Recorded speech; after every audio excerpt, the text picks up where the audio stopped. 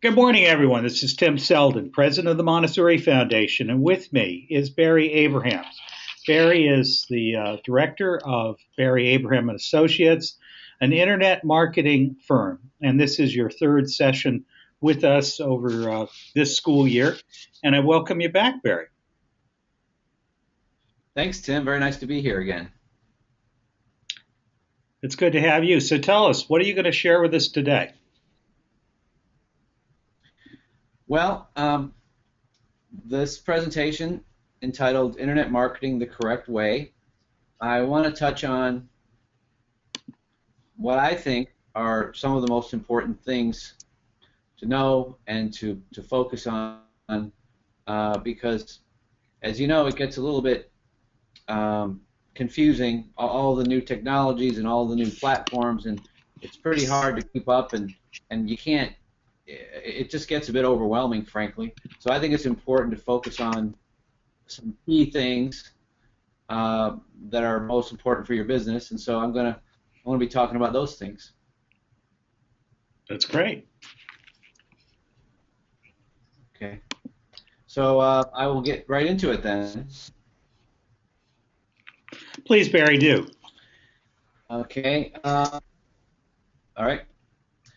Okay, when you talk about doing it the correct way, you really want to think of this pyramid to start with.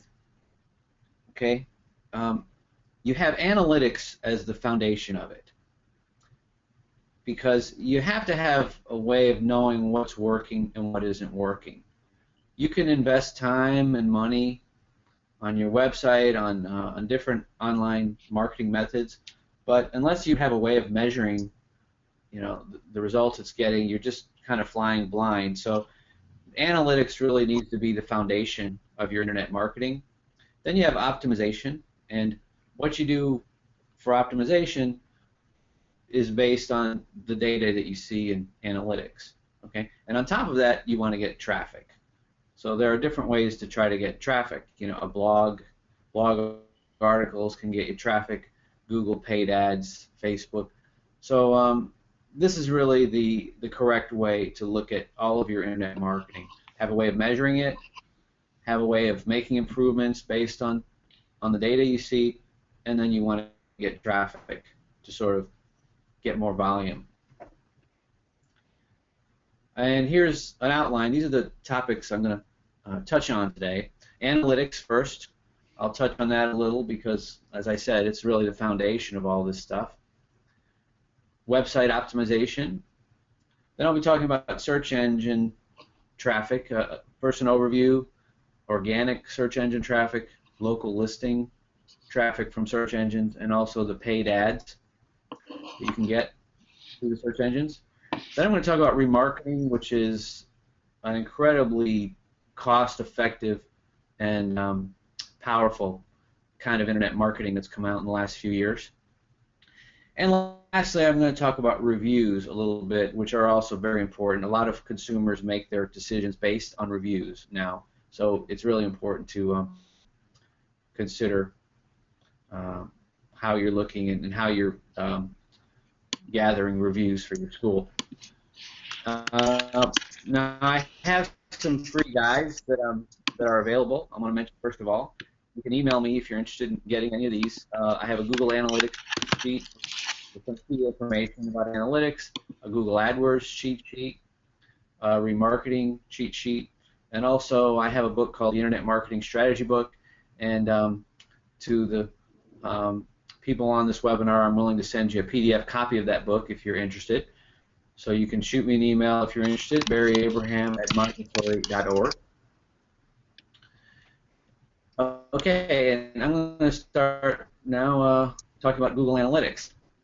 Now, there are many different analytics platforms online, but by far the most popular is Google Analytics. For one reason, it's free to use, and it's also very a great analytics platform. Gives you lots of helpful data, and it gives you a lot of data pretty easily, as a matter of fact. So many of you out there probably already have a Google Analytics account, but in case you're not familiar with it, here's a little bit of information about it. When you think of Google Analytics, you want to think ABC, acquisition, behavior, and conversion. Most of the data that Google Analytics gives you about your website traffic has to do with acquisition, behavior, and conversion. Acquisition, how did they find your website? Did they search Google and just see an organic listing? Did they come from a paid advertisement? Did they come from Facebook? Did they come from a link to your site that's on another site on the web, etc.? So you'd like to know where they came from. Behavior, how much time did they spend on your site? And how many pages did they look at?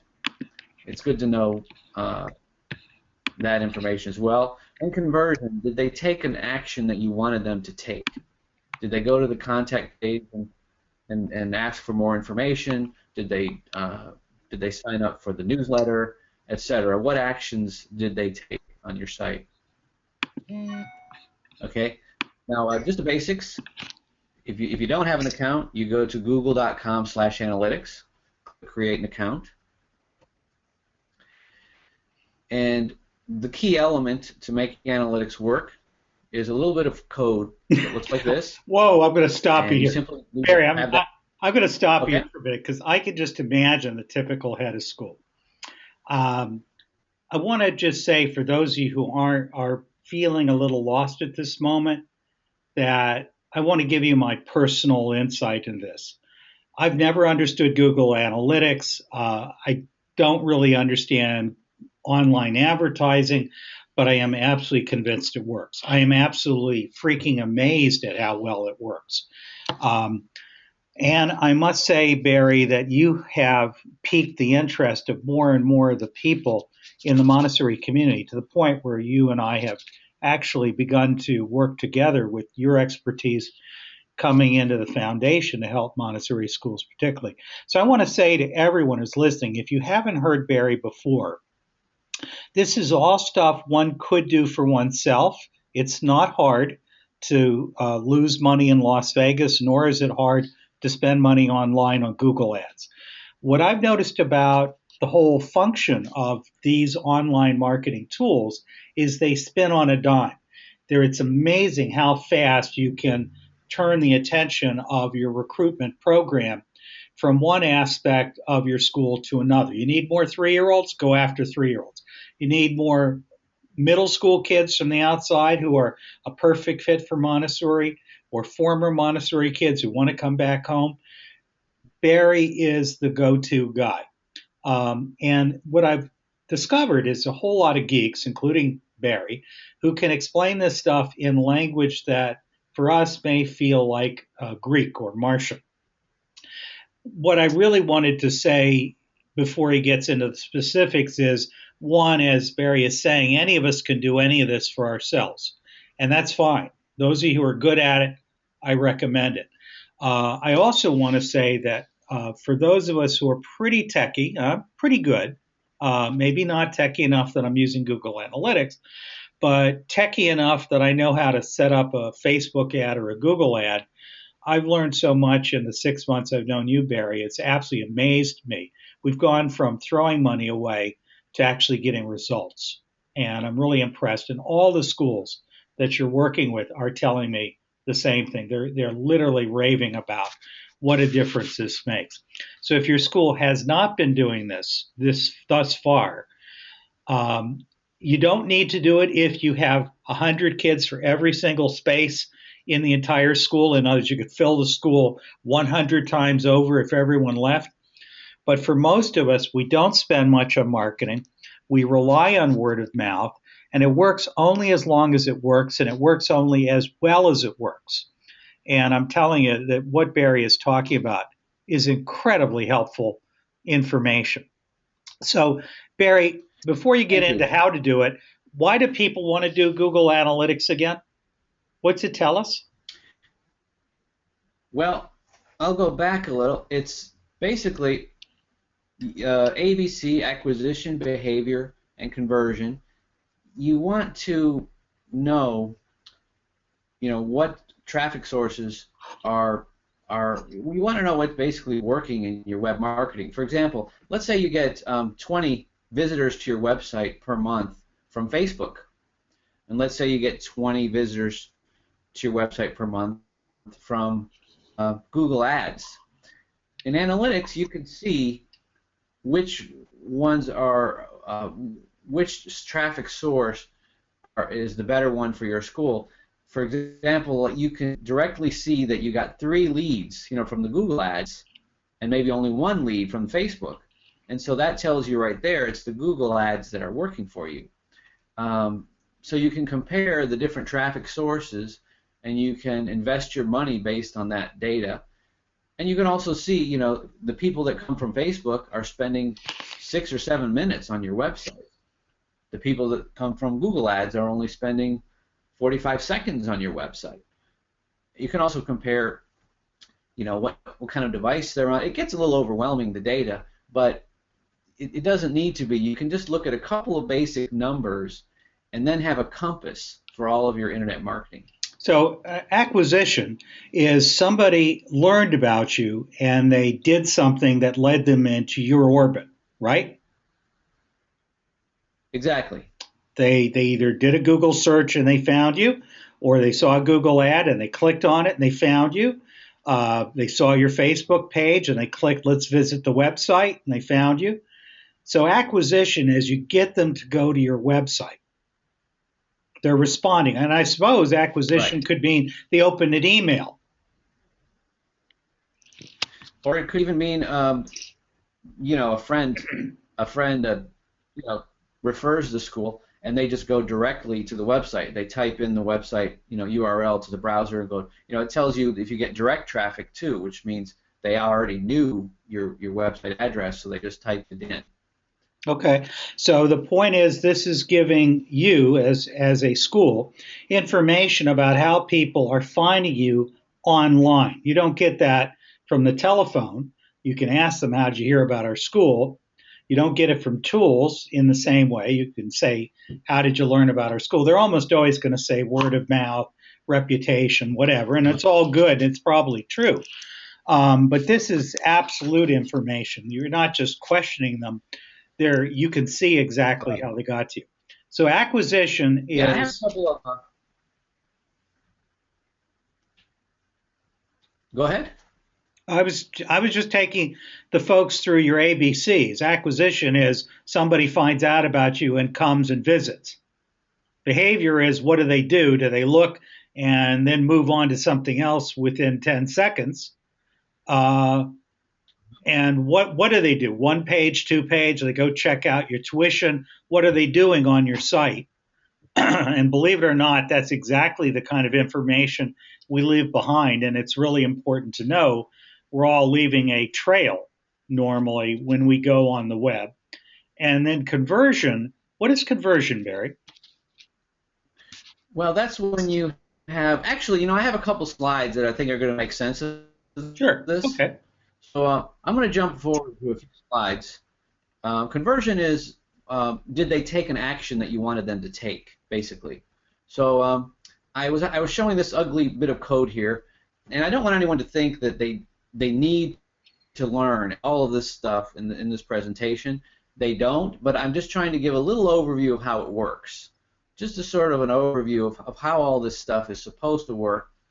And a lot of people, don't design their own website and would not be applying this code, but whoever does to your website would simply need to add this code to every single page, which is not complicated if you design web pages.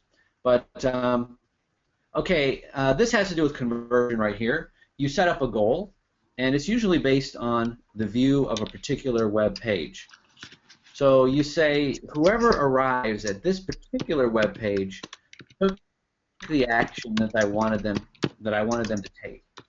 They signed up for the newsletter, or perhaps they submitted their they submitted the contact form. Please contact us with more information. So based on the view of a certain web page, you can have a goal set up that's trackable in analytics. Okay, here's some metrics that you can see. Bounce rate is how quickly did they leave. It'll say 60% of your traffic left after only viewing 1 page. The amount of time on the site, the pages that they looked at, and what percentage actually completed the goal. But this is where it gets really valuable right here, by segment. Okay? So look at how this is the value of analytics right here. And once you have that code on your pages, you get all of this, and it's free. So you get all of this. You can look at mobile devices compared to desktop computers. You know, here in this example, 4% of your visitors on desktop computers completed the goal, and 0% did on mobile smartphones. You can look at men compared to women. You can look at traffic source like Google compared to Facebook. You can look at, you know, which page did they arrive at first, and did they complete the goal, what the bounce rate was. So it gives you a ton of information, much more than you'll ever need or want. But by looking at it, just a couple of key numbers, you have a compass, and you know then how to invest your time and money. You know what investments are not paying off, and then the ones that are paying off that you should expand on. Okay, that gets me into my next section.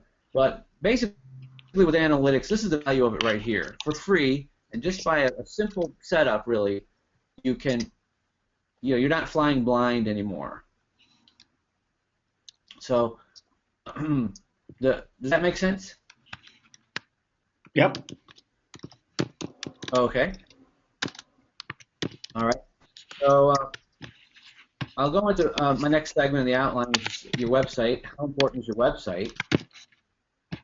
So once you have a way to track some traffic and activity on your website, then you want to know how you can make improvements to it. Your website is very important, of course. Sometimes it's just your one chance to impress someone, to get them more interested. So you really want to maximize your effort there. And too many schools really aren't giving enough attention to their website. And so it is extremely important. And most websites have a conversion rate of 2%. And if you could just raise that 2% to 3%, that's actually a 50% increase in conversion. So a small improvement in your website could actually be a big improvement. Okay, so a really good goal is just to make your website a little bit better. Get more leads, a few more leads, a few more conversions. All right, here are some specific things that you want to do for your website. Specific things to look at and check. First thing, you want to put the city and state in the page title. The page title is those words that are at the top of the browser tab. Most people don't read those words, but computer robots like Google's Spider robot that actually creates the index and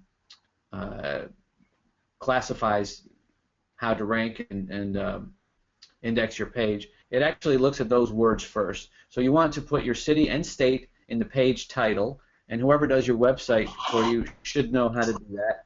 There's a little area in the code where those words go, but that is important. Make sure your city and state is in the page title.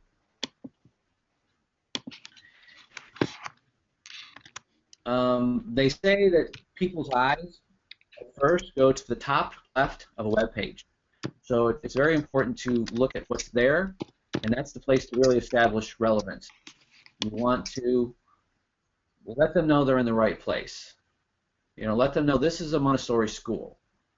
It should look like they're in the right place based on what's in the upper left corner. That's actually the first job of your website, to make them feel like they're in the right place. Value proposition.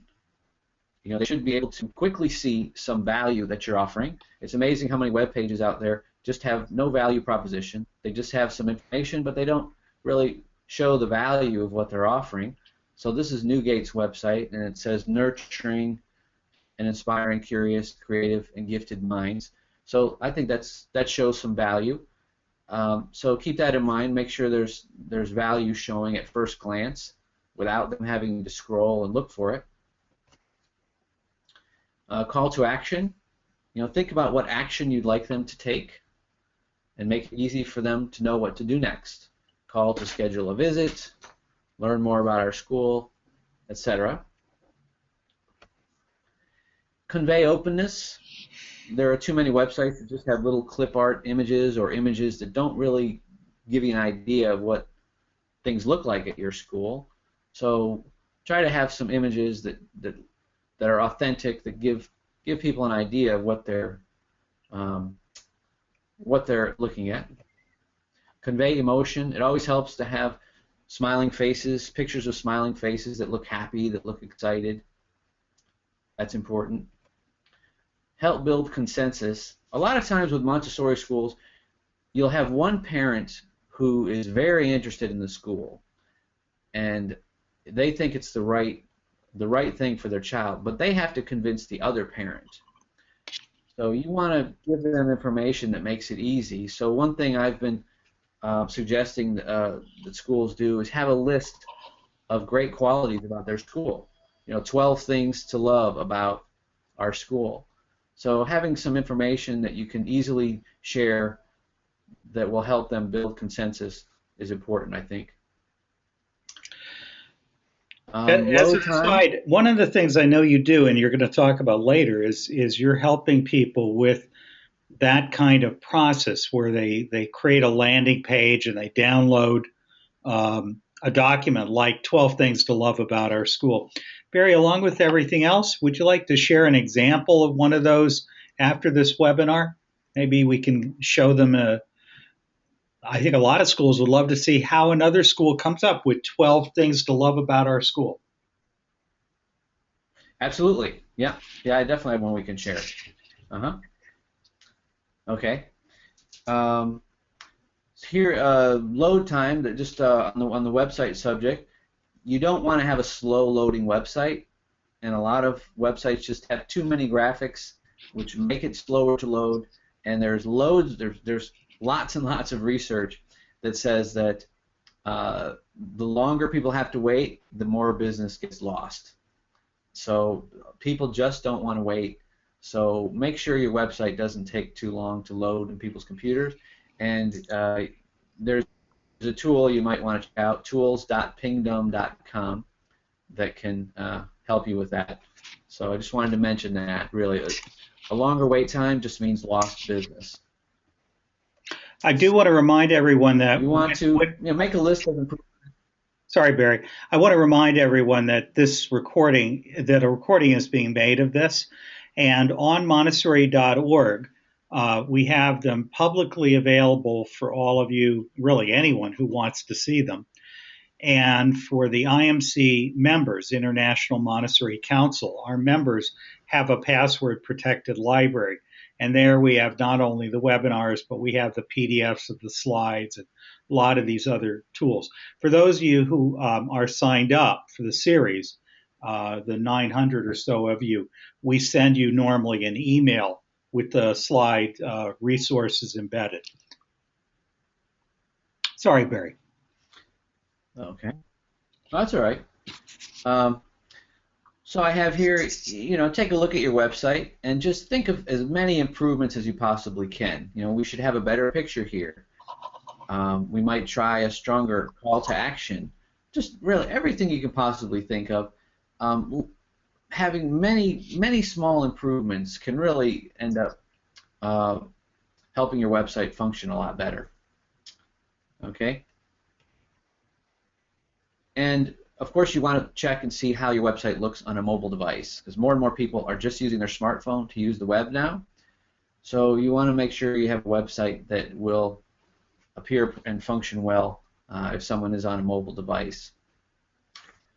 So, okay, if you think I should, Tim, I will move on to search engine strategies. Well, why don't I do a poll first, just to break it up? So I created a couple of little polls. Okay. And this one should appear in a second. I'm going to launch it. And if you would all just participate. Do you use online ads now? So please, everyone, tell us the answer. Do you use them? Yes? No? Not yet? But I'd like to. Please, everyone, if you would jump in. Hopefully that is showing up on your screen. Barry, can you see it on yours? I see a poll open, yes. Uh-huh. I'm not seeing anyone responding to it. So everyone, if you're listening, please respond because the poll is open. We just want to know whether you're doing online advertising now or not. Hmm.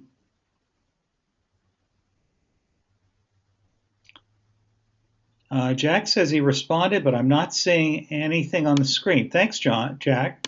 Um, Sherry says she responded. What's going on? Usually it will show me what's happening. Okay, I'll just leave it Uh-huh. open for another moment and then I'll. Don't know what's going on. How odd. It does say that I think we've got everyone has done it. So I'll just put it on the screen. Oh, I'm okay. going to close the poll. And here's the results. That should be on your screen now. So 41% of you say that you're doing it. 18% say you're not, and 41% say you're not, but you would like to. And I would really encourage you to do so. So perfect. Thanks, everyone. I don't know how much that Okay. is indicative of the national average at this moment, but it certainly is interesting. So tell us about Google, Yahoo, and Bing. Okay. Well, obviously, people are going to search engines to find information that they want now, find products, services, information. They're using the search engines several times a day. You know, now Google, Yahoo, and Bing are the three major search engines. However, Yahoo doesn't really exist anymore as a search engine. If you do a search on Yahoo.com, you actually get results from Bing now. So it's really just Google and Bing. Those are the two big search engines. Google gets about 70% of the searches, and then Yahoo Bing, the Yahoo Bing network, get about 30%. So that's the way it's been broken down for the last few years, anyway. Now let's look at a Google search. Here I did a search for Montessori School in Toledo, Ohio, just kind of as a random. I wanted to see what came up. And you have three different kinds of search results here. Okay. You have organic results, you have local listings, and you have paid advertisements. So sometimes they show up in different places. Sometimes you see paid ads on the top of the page. In this case, you don't. You only see them on the side. But of course, that right column is the paid ads. That cluster in the middle, those are local listings. And then you have some organic listings, one at the top and then three at the bottom there. Okay. Now, what it takes to show up in each of these areas is completely different. They are completely different systems with a different back end, a whole different process. Ideally, though, what you want is to show in all three.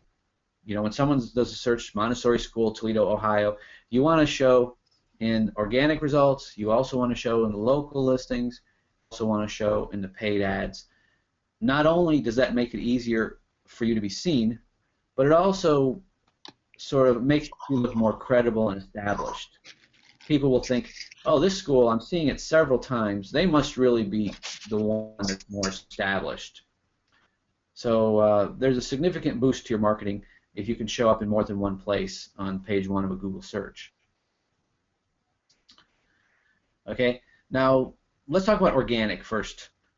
Let's go back in time before there were local listings. So I blacked out the local listings. And before there were paid ads. So it used to be when you did a search on Yahoo or Google, you only got organic listings, listings that just looked like those there. Okay, so I'm going to talk a little bit about how that system works and what it takes to appear in organic listings. The first question is, how do they know you exist? You know, how does Google even know that your website exists to put it in the search results? The way it knows is it has these programs called spiders, these computer programs that just find web pages all the time. They follow links, they find pages, and then they index the pages. They create a massive index of pages based on their subject matter. So it finds a new page and it says, okay, this page is a pumpkin pie recipe. So it puts an index under pumpkin pie recipes. So that's how it knows you exist. It has these spiders that constantly crawl links and index more web pages. The next question is, how does it know what order to put the pages in? If someone does a search for pumpkin pie recipes and it has 30,000 web pages that have pumpkin pie recipes, how does it decide which one to put on page 1 and which one to put on page 501? It determines rank by relevancy and credibility. And Google's algorithm actually considers over 200 factors when it decides what order it's going to put the web pages in the search results. So let's talk about relevancy first of all. Wikipedia is actually an excellent model for search engine optimization of your web pages. For one thing, the Wikipedia pages are all very tightly focused on a topic. This one here is about P.T. Barnum, the legendary showman, and notice how tightly focused it is on the name P.T. Barnum. First of all, in the top left, that's the page title. You see that it says P.T. Barnum right there. Search engine spiders look there when they're indexing pages, so it's P.T. Barnum. That's an indication of what this page is about. Look at where that red arrow is, which is the actual address URL of that page. It also has P.T. Barnum there. And then look at the heading of the page. It says P.T. Barnum. So there's a very tight focus. So that's relevancy right there. So when someone does a search on Google for P.T. Barnum, well, this page is very focused and relevant for that search. Okay. Credibility factors. These are some of the factors that the search engines look at for credibility. The age of the page or the site, the click-through rate. Google can tell if how often people click on a certain link. If someone searches P.T. Barnum and then Google displays a listing for that Wikipedia page, Google keeps track over at the rate at which people click that particular link. The time on page, time on site. If a lot of people go to a certain web page but they leave very quickly, Google thinks, okay, well, there's not good content on that page because nobody ever stays there very long. And then you have backlinks. Backlinks are a major part of Google's ranking formula and also Bing. Backlinks are simply links from another website to your website. So it's a bit of a popularity contest. How popular are your web pages? Is your website? Are there a lot of other sites around the web linking to your website? Because that's an indication that you have good content. That people like your site. They want to refer people to it. And Tim, we have a package that we're going to be offering of a suite of some internet marketing services. I'm going to mention that a little bit later.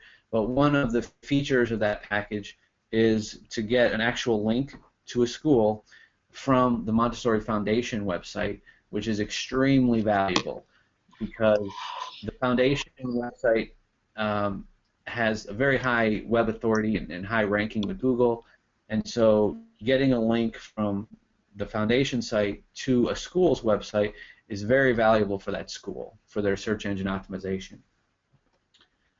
Okay? So that's the best advice for organic visibility. Have pages that are focused on one main keyword phrase. Provide content that's informative and valuable. For quality content, consider adding good lists, lots of stories, informative videos, images with people's faces. Always get better respond. Think quality, value, and stickiness. You want people to stay on your site for longer than a few seconds, as long as you can get them to stay. Okay. So I was going to talk. Here's one other. The best organic SEO mechanism SEO is search engine optimization, by the way, but a blog. A blog is very valuable. It helps in so many ways. If you can create posts on a regular basis, especially ones that are very well focused on a certain keyword phrase, that can really help you get listed in organic search results. They also give you something to promote on social media. On your Facebook page, you can say, check out our new blog post. The cumulative effect of making regular blog posts really is significant. So next I was going to talk about local listings. I just want to say I talked about organic. Let me just jump in here and say that one of the webinars that we've been asked to do is how to do a video for your school and how to write a blog. Some of us really feel good at it about writing blogs, and some of us just don't know what to say. But you're absolutely right. The blogs are amazing when you do them. Yeah. Well, the key is, if you're using a good CMS, which means content management system, like WordPress. A lot of websites now are being built on this platform called WordPress, which, as you know, I'm a very big fan of. It's a great platform, and it gives you a way to have a beautiful website that you can manage yourself. And once you learn a couple of basic things, you can go in there and create blog posts.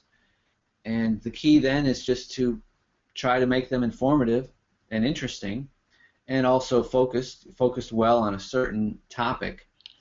And that's the key right there. And you want to choose topics that people are likely to search. Why should I send my child to a Montessori school? Or you just want to think of some topics that you think will be popular and that will help bring you some traffic through those posts. Before you go on to how do we increase our position in local listings, which I know is the correct order, I've got a question, and I feel that Sherry Holtzman, who asked it, this is probably a question on a lot of people's minds.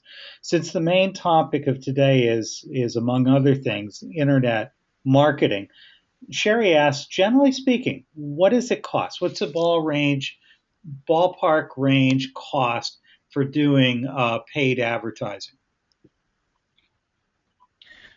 That's hard to answer. I don't know if she's talking about Google in particular, because there are various platforms. Facebook and Google are the biggest platforms. With the most people using them, and you can invest as little or as much as you want. Really, you can have ad accounts and have great flexibility with budget. As a matter of fact, with Google Ads, you can actually start with $1 a day in your budget. You might not be able to get any traffic from that, though. It depends on how competitive your industry is. And I'll explain paid ads in a little, about the costs in the next section. So it's a very difficult question to answer. But I will say that these platforms have incredible versatility and flexibility. There's a way to use them well on a very low budget if you want, and there's also a way to spend gobs of money. By the way, I just turned off my webcam because I was getting notices about the degraded audio quality. So I'm hoping everyone is seeing everything okay, and I'm still here even though you're not seeing me. Barry, you can turn yours off if you want as well, since it's not being recorded. Okay. So the answer is there's no correct answer. From my experience, there's a couple of parts to it. One, I know I've gone online at Facebook and I've gone online at Google Ads, and I've said, all right, I'm going to spend $200 a month. You put your credit card in, and they just, they go until you've exhausted your budget, Sherry. The real issue is whether you're wasting your money. And from my experience with someone like Barry Abrahams, that's really what they're doing. They know how to ask you questions about your unique school and your sense of what the local market is like. Who's your competition?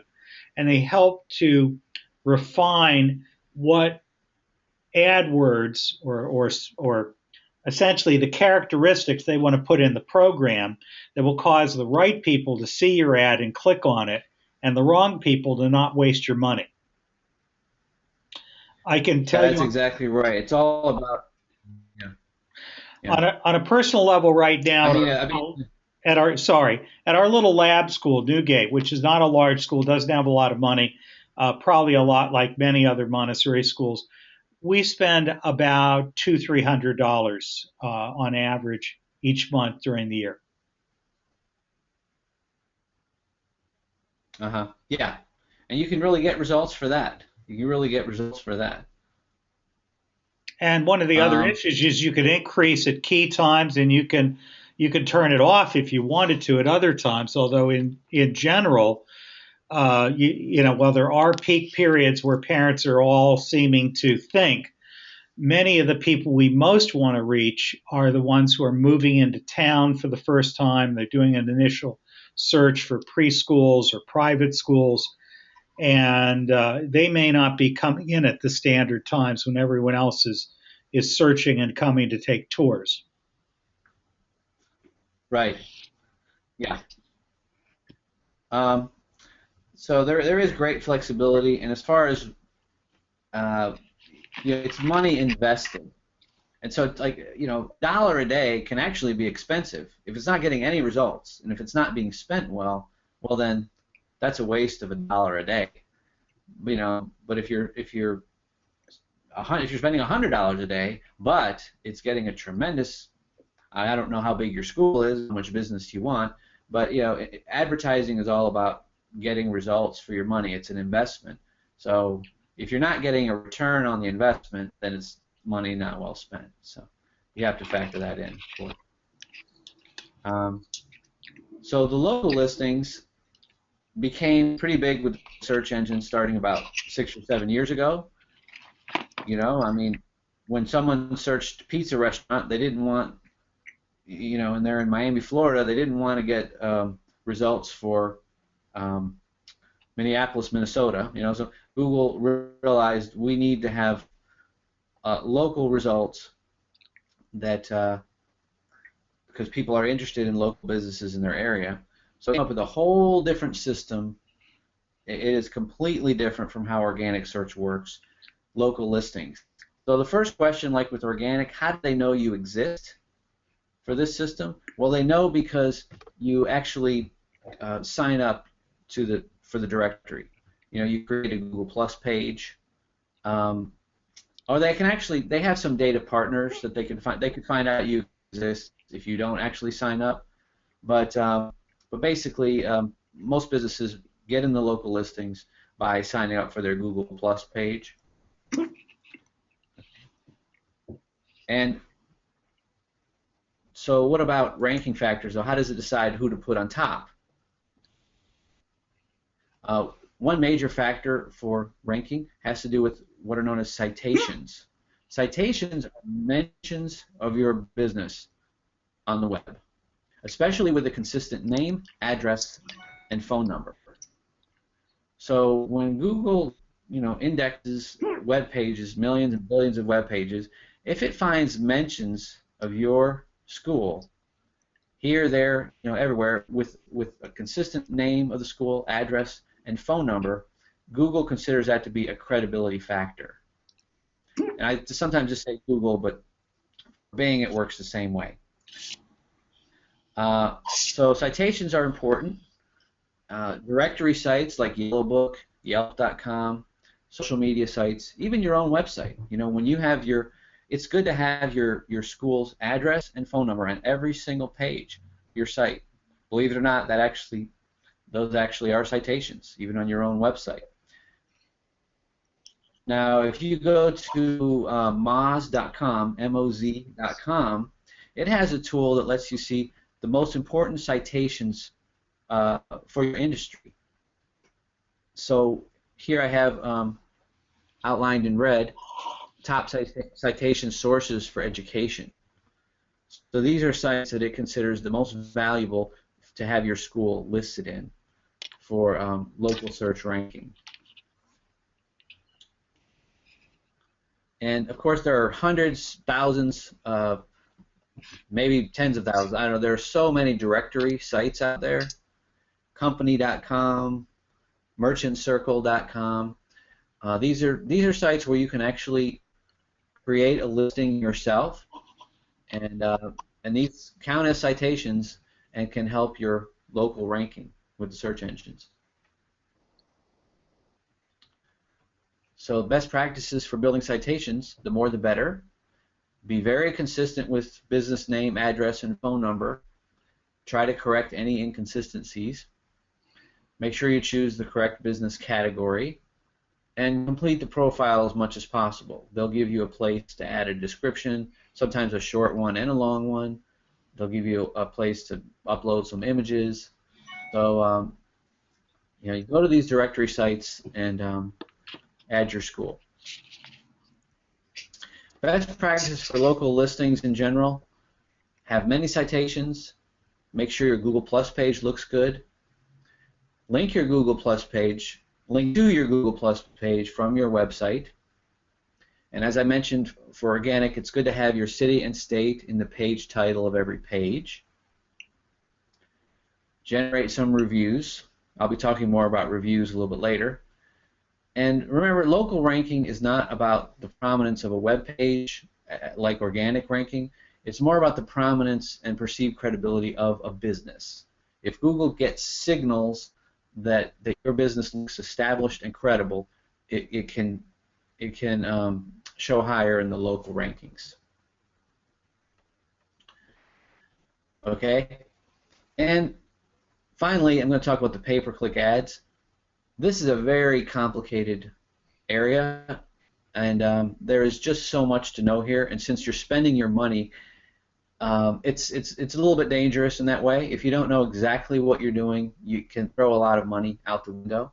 But I want to just introduce some concepts about how this system works. Okay, so here I searched Montessori School in Omaha, Nebraska. You're seeing some AdWords pay-per-click ads on the top of the page and in the right column. And by the way, if I didn't mention it, AdWords is Google's system for paid advertisements.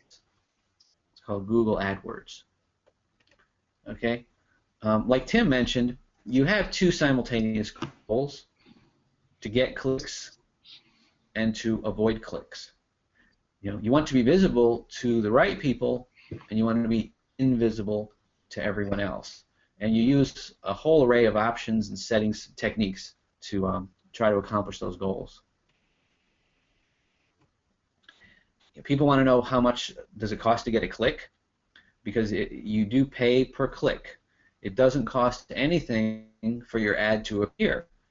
Your ad can appear hundreds, thousands, or millions of times without you being charged unless someone actually clicks. And the cost of a click is based on an auction.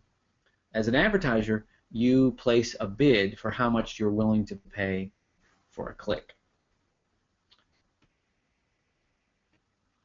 Okay, and in what order do the ads show? You would think that the one who pays the most would get their ad to show in the best spot on top, and that actually is part of it. But the ad ranking system is bid times quality score. Google AdWords has a quality check system to see how well you're using the system, how well you're targeting your ads. Google doesn't want to show a lot of junky ads to people. They want to give good user experience to users of the search engine. So it does evaluate how well you're using the system and give you a score, and that's how it decides in what order the ads appear in. Bid times quality score. Now, you use keyword targeting. For a Montessori school, using the words private school is a good keyword to target. Because parents that are looking for private schools obviously have a budget. They know that it's going to cost something, and they want to know what their options are. And so it's good for a Montessori school to appear in search results when someone searches private school. But AdWords gives you much more control than just the words for targeting. It has what are known as match types. For example, look at the fourth one down on the left. It says exact. Look across from that. It says easy cake recipes in brackets. If you format your keyword in brackets, that tells AdWords, do not show my ad unless someone searches those exact words in that exact order without any other words before or after. So it's very precise, and one way to take a very conservative approach to Google Ads is to use exact match keywords. Then you have different options that sort of interpret differently. Phrase match says, don't show my ad unless these exact words are shown in this exact order, but there can be other words before and after. For example, in this example, for the search easy cake recipes for kids, the ad would still be triggered if it's a phrase match keyword. So I just wanted to touch on that. It does take some time and practice to get good at dealing with the match types. And then on the bottom there you see negative keyword. A negative keyword says, if this word is somewhere in the search, do not show my ad at all. You know, a lot of businesses will use the word free or cheap or discount as a negative keyword. In this case, I have the keyword easy cake recipes, and I put as a negative wedding. So if someone searches easy wedding cake recipes, it says just don't show the ad. So negative keywords, frankly, save you a lot of money, and you want to always be adding more and more in your AdWords account. They prevent your ad from being seen by the wrong people. Okay, targeting, you can target by location. You can pick a particular country, state, city, congressional district. You can pick a few zip codes, or you can target a radius around an address, customized radius. Your targeting can also be, you can schedule your campaigns so that they are only run on Tuesdays or only run between 3 and 5 p.m. every day. And you can also make considerable adjustments depending on the device they're using. You know, you could decide to bid higher if they're on a desktop computer and lower if they're on a mobile device. Okay, it gets overwhelming, and so I don't want to throw too much information at you. But here's just a few words of advice to end my little section on the paid ads. Think relevancy. You know, if you're targeting the keyword private school, the ad that shows should also say private school. And it's also good then if the page that they land at, which is called your landing page, that's the page that the ad will lead to. It's also good if it's focused on the phrase private school. Not only is that good for the user experience, but Google also rewards you with better quality scores if you keep a tight theme between the keyword, the ad text, and the landing page that the ad leads to. You want to take an attitude of watch every penny, look at where your money's being spent, which campaigns, which keywords are spending most of your money. You want to think of every keyword as a salesman. It's working for you, you're investing in it. What kind of results is it bringing? Always add more and more negative keywords. They save you lots of money.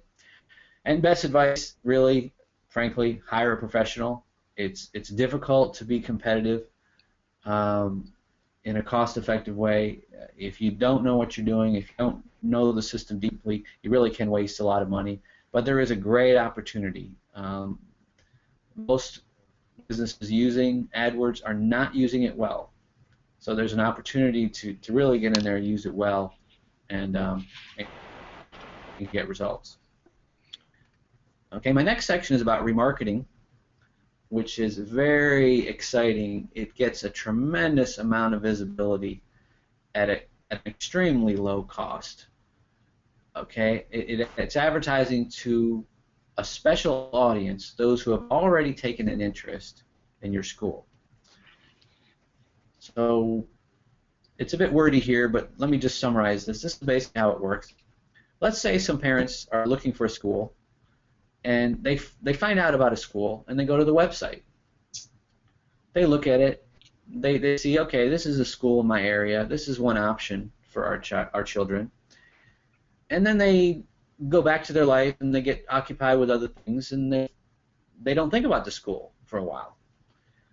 A few days later, they're online reading a news article, and right next to the news article, there's an ad for that school.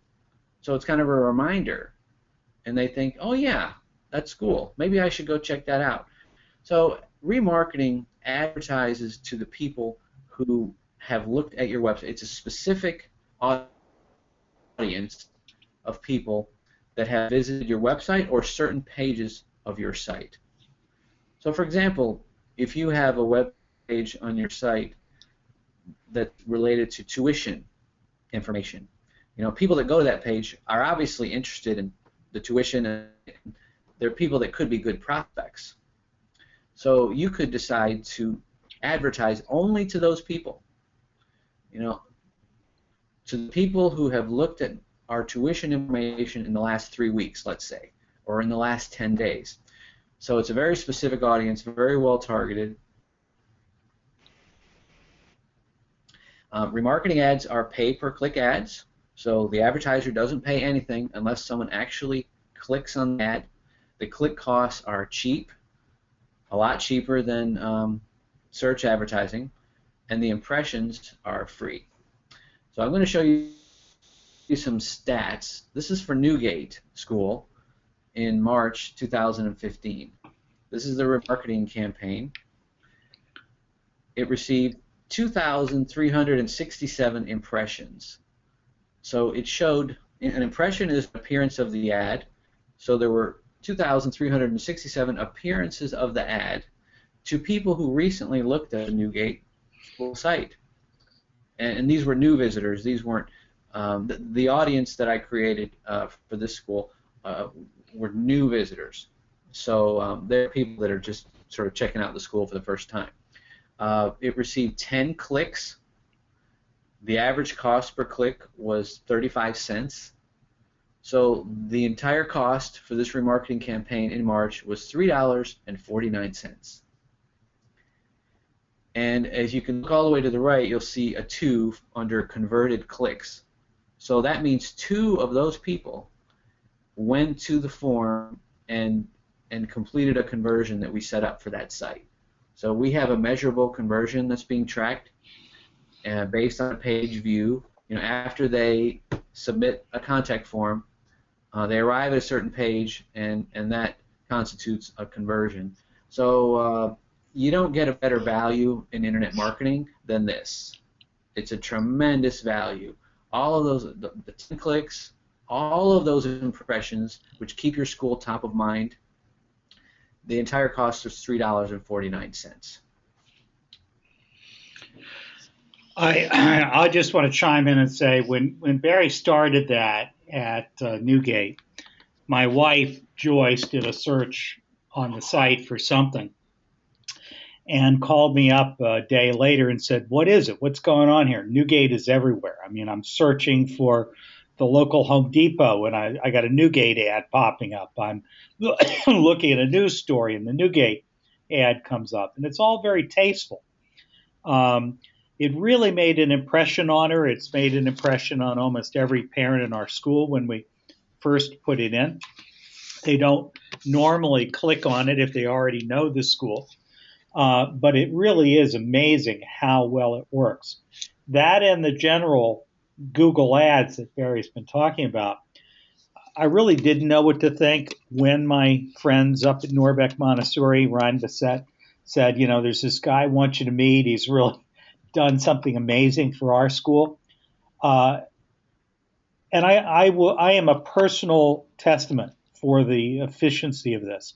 It is absolutely amazing how fast you can switch your ad campaign and the kind of results you will normally see from it.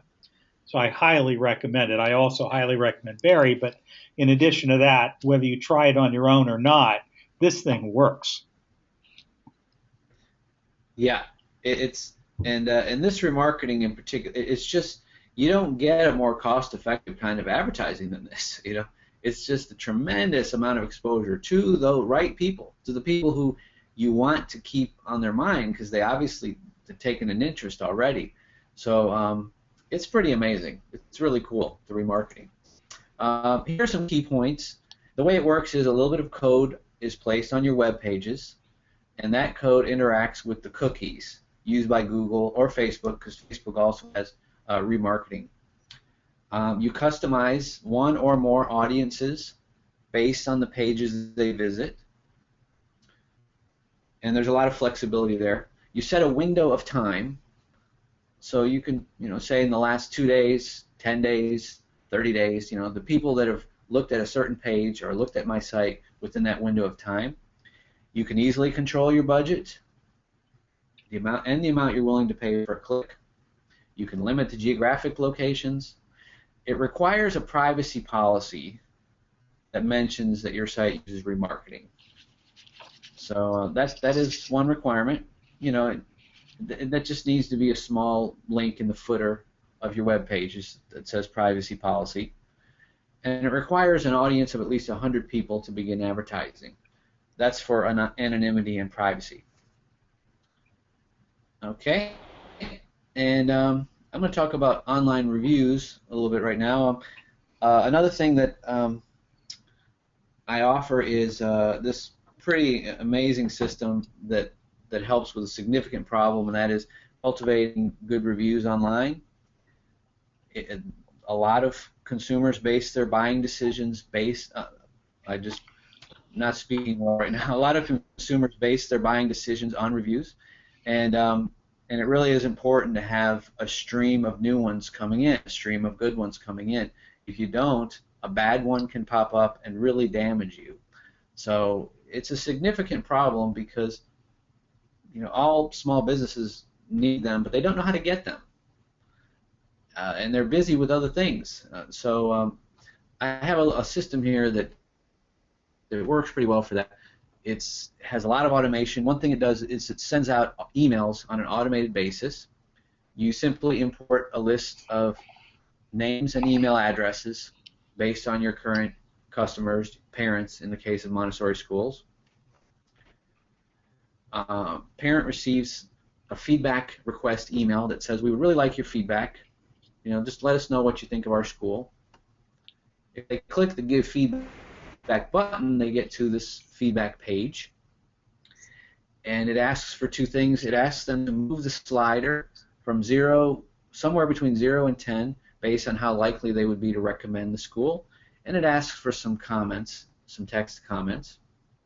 And then what happens depends on how high of a number they give for how likely they'd be to recommend the school.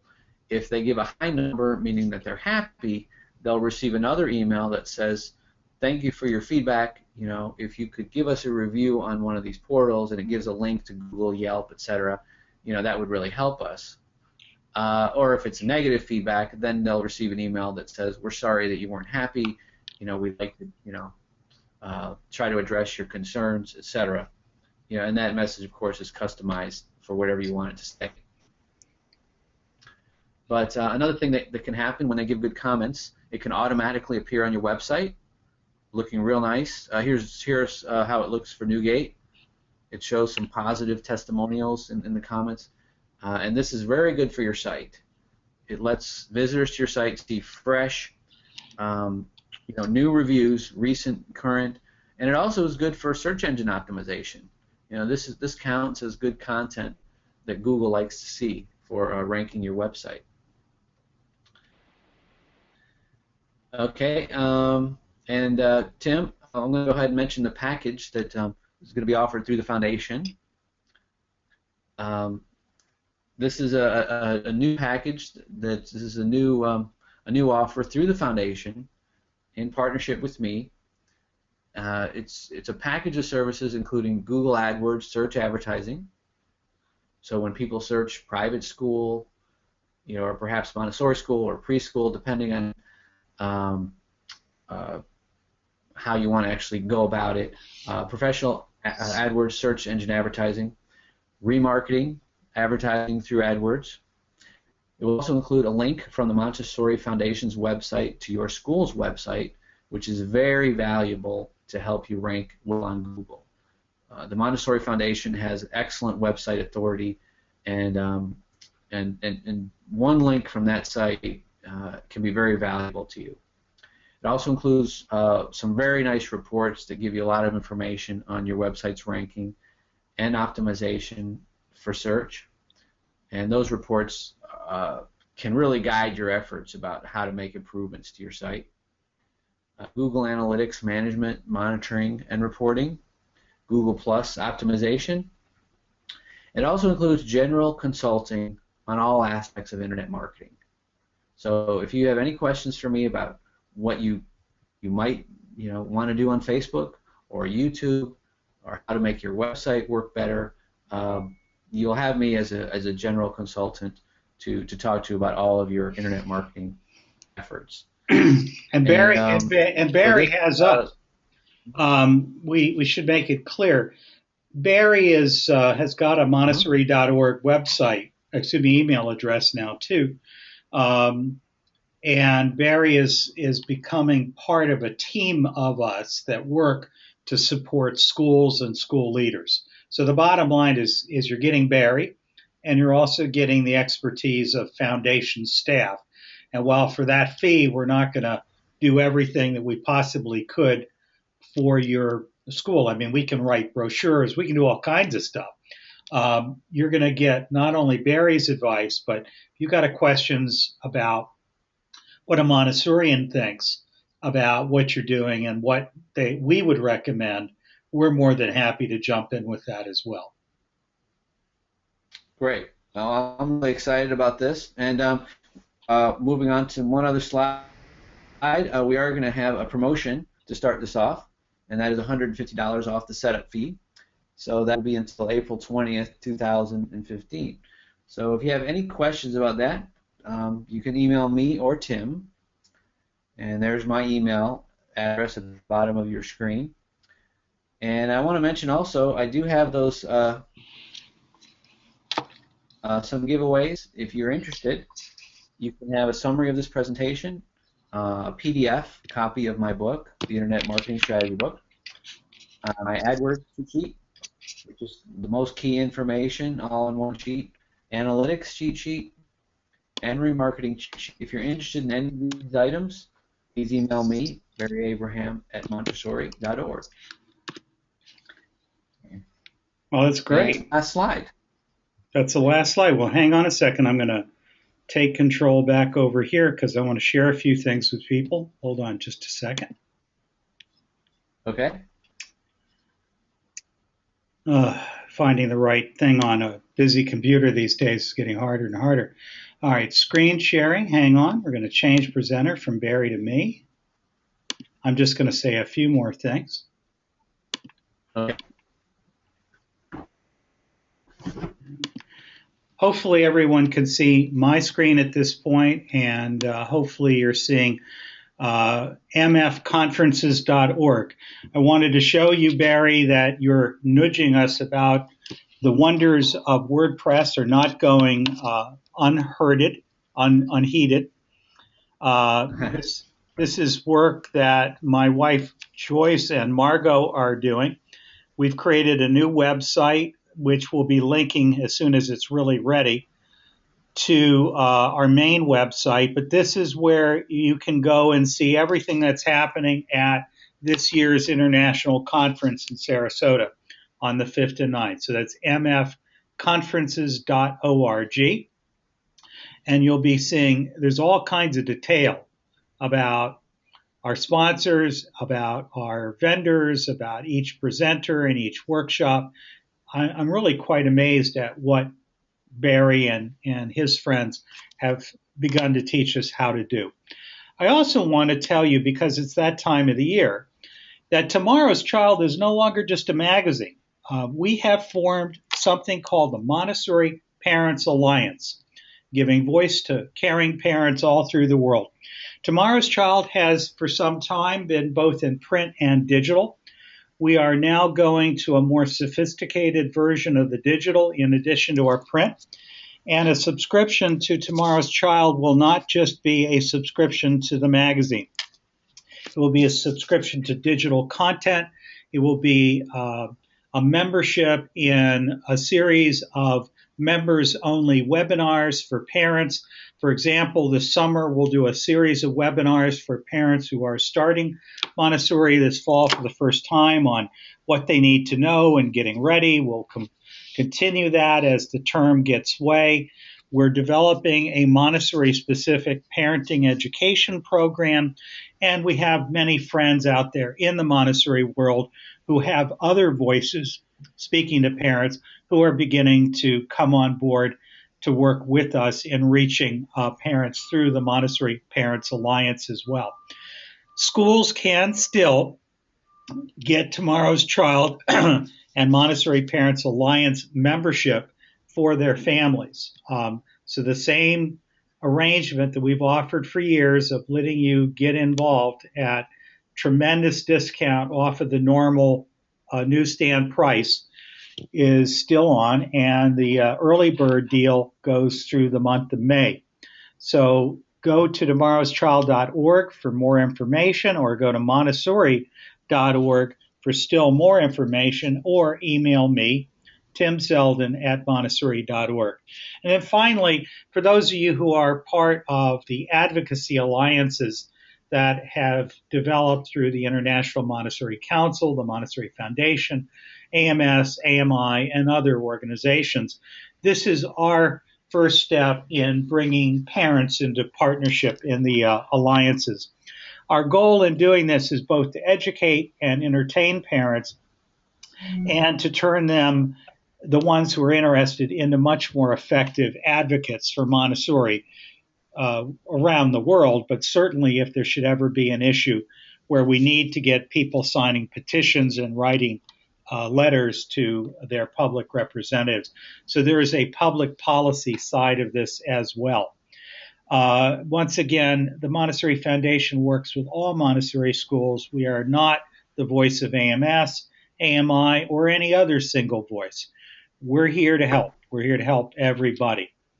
So I think that's it for this week. I should say to everyone that next week another returning guest will be with me. This will be Liesl Liang, who will continue working with us on the issues of parent engagement, creating really strong relationships between your school and your families, and the various tools that you can use. And by the way, I do have one last poll for those of you who are here. This is just a special opportunity. So I'm going to go to the second poll. Let's find this, because we didn't talk much about Facebook. And this is my last question. Does your school have a Facebook page? And it looks like people are responding very quickly. And it appears that of everyone present, yep, everyone has voted. Thank you very much. I'm going to close it and display it. And here are the results. It appears that 73% of us here have a Facebook page, 18% don't, and 9% would like one but haven't done it yet. My experience is, again, there's so much to learn about Facebook and using it well. And of course, not every parent likes Facebook. I've got individual parents that say things like, I don't believe in Facebook, I don't want a Facebook page. There's no one thing that works with parents. Tomorrow's Child, for example, has always been a tool in the toolbox. It's not something that does the job alone. It's part of a master suite of strategies that you use to try to get the engagement. So I think that's it. So on that note, Barry, thank you so much for being with us. We really appreciate it. My pleasure. Look forward to having you back again. We'll send out to everyone who is registered for the series the recording of the slides of today's presentation, and we'll send an Adobe Acrobat of your slideshow and any of the other documents, Barry, that you've mentioned that you're willing to share, such as your book and some of those resource documents. Okay, and also I'll the list of 12 things to love about a school. You mentioned that, so I can send you something on that. That's right. All right, let me just see if there's any last questions. Susan says thank you. Jack says no. I'm not sure what no means, but thanks, Jack. Jack, I so appreciate that you got up in the middle of the night and do this. By the way, everyone, we did do a poll about what times are best for these series, and the overwhelming majority of you voted for 3 p.m. on one of a number of days of the week. We're not going to change it for the rest of the American school year. So through the end of May, we're going to keep it where it is. I'm going to do another poll to try to confirm days and times, but it looks like they will be offered at another time, which will be 3 p.m. East Coast time, one day of the week. We will still record them. That may make it harder for some of you. It may make it easier. But based on about 1,000 of you who are regular members, it appears that the majority of you would prefer it to be at a somewhat later time.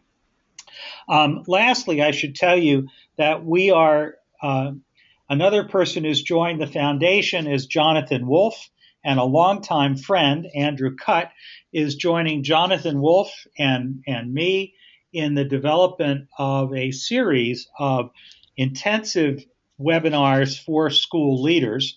These will not be quite the big courses that we teach. They will be live. They will also be recorded. And we're going to be doing a series of 3 Friday afternoon webinars at 3 o'clock East Coast time, beginning, not sure of the exact date, but probably beginning very soon. So look for an announcement coming out from me by email. And it's going to be basically, how do you really prepare yourself for the end of the year? What did you learn?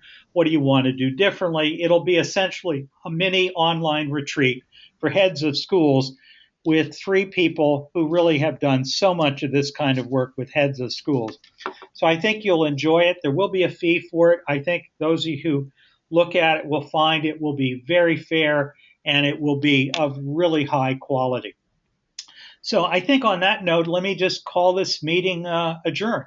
Thanks everyone for being with us. We so appreciate it. Let's see, I'm just getting some more things. Thanks, Nikki, for your compliments. Jack says, when it happens, I'll tune in if possible. And Jack says, what are your thoughts on John Holt? John Holt was a great guy. He had a number of great books. He was more into what's called emergent curriculum, Jack. In other words, unstructured, let the kid learn anything he wants. In Montessori, we have more of a balance between total emergent curriculum, which is very exhausting to kids and to teachers much of the time. We talk about the 3 streams, the idea that you have a plan of things you really hope a kid will learn and some benchmarks of when ideally they ought to know them. There's things we do that we plan that the kid isn't initiating that are designed to awaken their awareness and hopefully create a sense of wonder. And then we have these things that John Holt loved, which is following their own dreams, their own interests. And so we really like John Holt, but John Holt was one of those people that believed that Montessori was probably too structured for him. And with all due respect, we love John Holt, but we like our approach. Anyway, it's not an either or. You can be a little bit of whatever.